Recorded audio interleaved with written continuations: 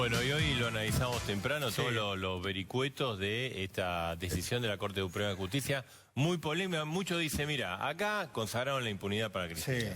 Y otros dicen, no, se corrigió, se va a corregir errores en la instrucción de la causa que después pueden hacer caducar la causa. Es las dos versiones, ¿no? Pero la gente quedó Gil, asombrada, ¿no? ¿Es un escándalo esto?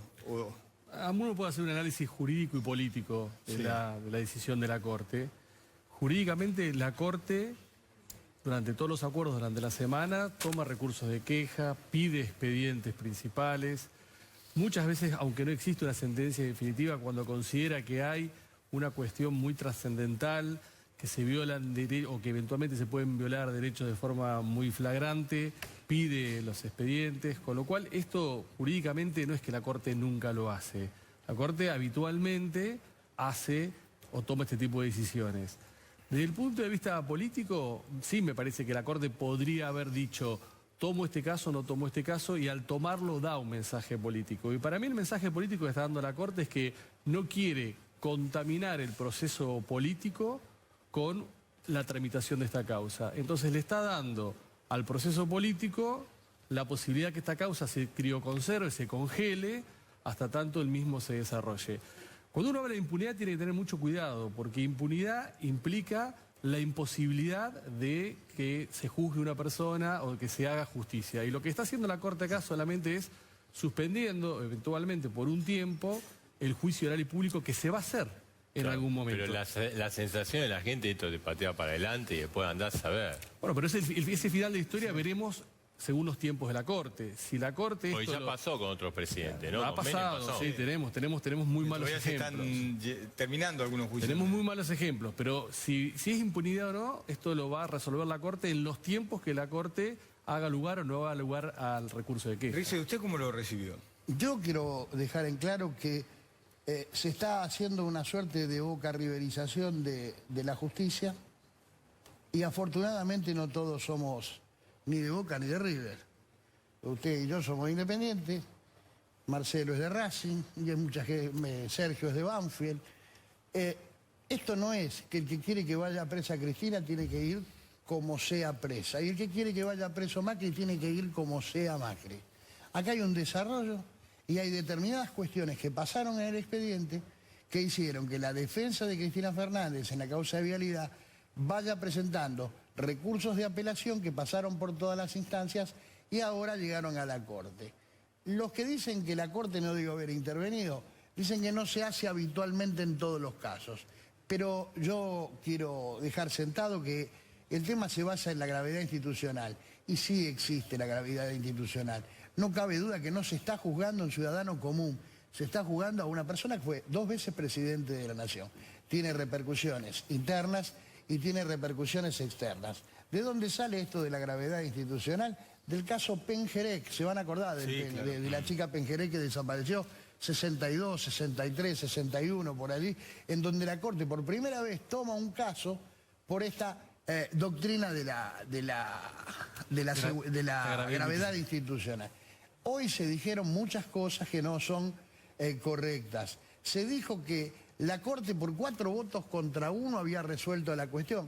Primera cosa que no es verdad, no se votó en la Corte, porque esto no se vota. Con que uno solo de los ministros pida el expediente debe ir a la Corte. Lo que se hace en estos casos, se le indica al secretario letrado de la Corte que con ese auto que ustedes vieron de 2, 3 renglones, le pida el expediente al juzgado o tribunal donde está la causa en ese momento. ¿Por qué? Porque las apelaciones se hacen en base a un, vamos a ponerle la palabra memorial para que la gente entienda, breve, en donde se cuenta cuáles son las causas por las cuales le piden a la Corte que intervenga. Si la Corte decide intervenir, ¿qué hace? Suspende los plazos y pide el expediente. En este caso la Corte no resolvió esto todavía. ¿Qué dijo? Con los elementos que yo cuento, no puedo resolver las nulidades y ampliaciones de prueba que está pidiendo en este caso la defensa de Fernández de Kirchner. No, pero bueno, pero está bien, pero el resultado es que esto se va para adelante, ¿no? Por ahí hubiera estado bueno también, Marcelo, que para evitar estas cosas también los jueces que intervinieron antes le hubieran concedido los medios probatorios que pidió y no se los concedieron.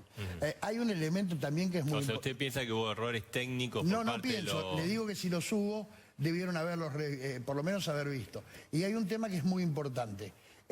Si la Corte tenía la chance o de analizarlo ahora o después de la realización del juicio oral y público.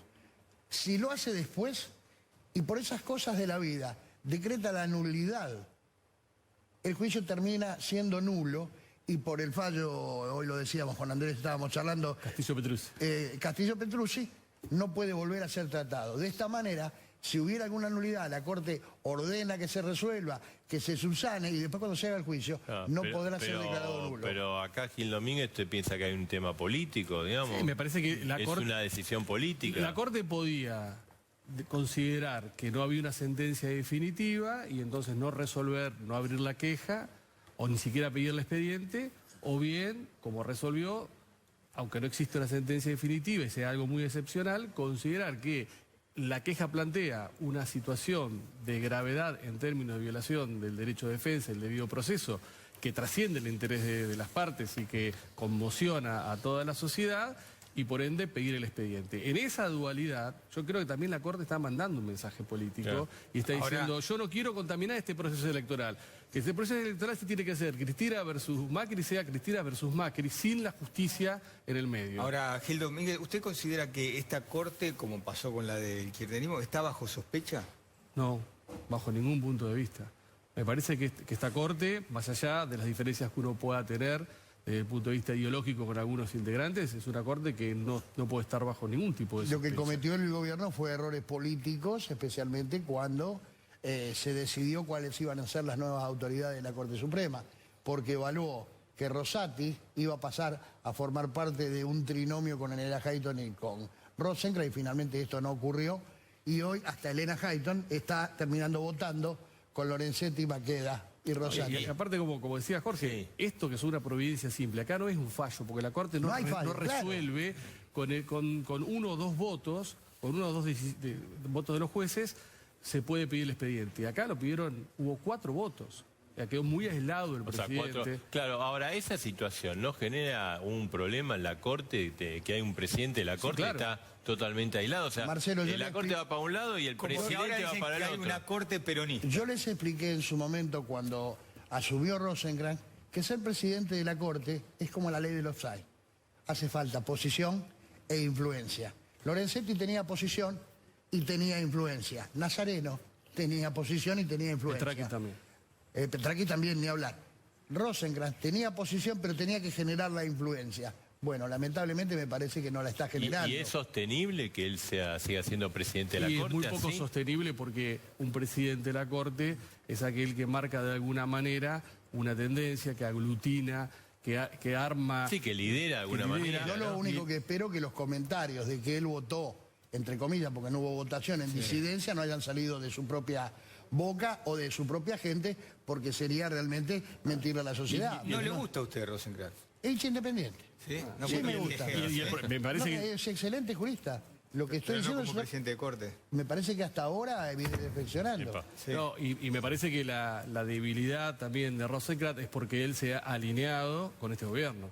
Él vota en sintonía permanentemente con este gobierno. Y un presidente de una Corte que vota en sintonía con un gobierno tiende necesariamente a O la sea, pero que debilidad. como obediencia de vida, o él cree en esas cosas y dice, bueno, mi conclusión Yo creo que coincide con muchas el gobierno. cosas cree. Realmente creo que él está, por ejemplo, en el tema de los militares y el 2x1, creo que está totalmente convencido de que el 2x1 no hay que aplicarse, hay que dárselo a los genocidas.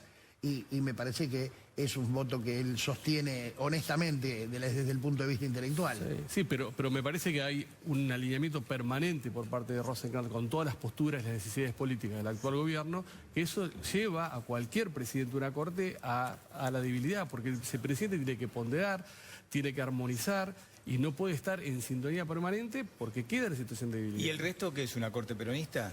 Si Rosenkrantz está cerca del gobierno. No creo que sea una Corte peronista. Me No parece sé que- Lorenzetti si es peronista. Maqueda, Elena Hayton y Rosati son peronistas. O sea, que está cerca de ser una... Ahora, Son peronistas. A ver, a Hayton la nombró el general Perón en el 70 y pico como, Sí, como Jorge, jueza. pero no podemos Maqueda tampoco fue presidente desconocer de la Nación y no Rosati podemos, del no PRD. podemos desconocer que a Rosati lo propuso este gobierno y a Lera Hayton de Nolasco la mantuvo este gobierno, con lo cual también podríamos decir, bueno, es un Ahora, error del gobierno. Ahora, que y es los, terrible, y los operadores de Macri que impulsaron este cambio, ¿no? Y que Fracasaron en todos lados. ¿Quiénes son? En materia de justicia, el gobierno hace agua desde el primer día. Andrés y yo, antes de una semana de haber asumido Macri, fuimos muy cuestionados ambos, porque salimos a decir que la designación de Maqueda y Rosenkrantz por decreto era inconstitucional. No dijeron de todo, vos te acordás, Andrés. De Maqueda, no, Rosati. De Rosenkrantz y Rosati. Nos dijeron de todo. Bueno, teníamos razón. A 3 años y medio el gobierno sigue sin pegarla en materia de justicia. Otro de los errores que cometió fue el golpe palaciego por el tema de la presidencia de la Corte.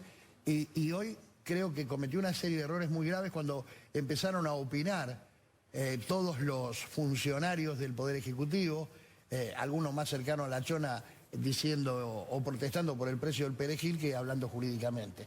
Me parece que hay que hablar con Bueno, seriedad. habló el ministro de Justicia, Garabano. No, a Garabano no escuché, pero habló Laura Alonso, habló el jefe de gabinete, me parece que tendrían que leer un poquito Y más. aparte, de el derecho. planteo de Cambiemos era, de sus orígenes, vamos a hacer distinto a lo que fue el kirchnerismo. Nosotros no vamos a presionar a la justicia, nosotros no nos vamos a pelear con la justicia y frente a una decisión de la Corte que es discutida o es controvertida, se termina peleando Son con los esta Corte. mejores alumnos.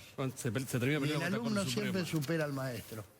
Este es el problema más grave. En materia de justicia, cero para Cambiemos. Gracias a los dos por haber Gracias, estado. gracias a los dos. Hacemos una pausa. Después está Sergio Farela. Tiene Sí. una nota con un testigo de la causa que está en Dolores. Qué lío que arma Farelas con él.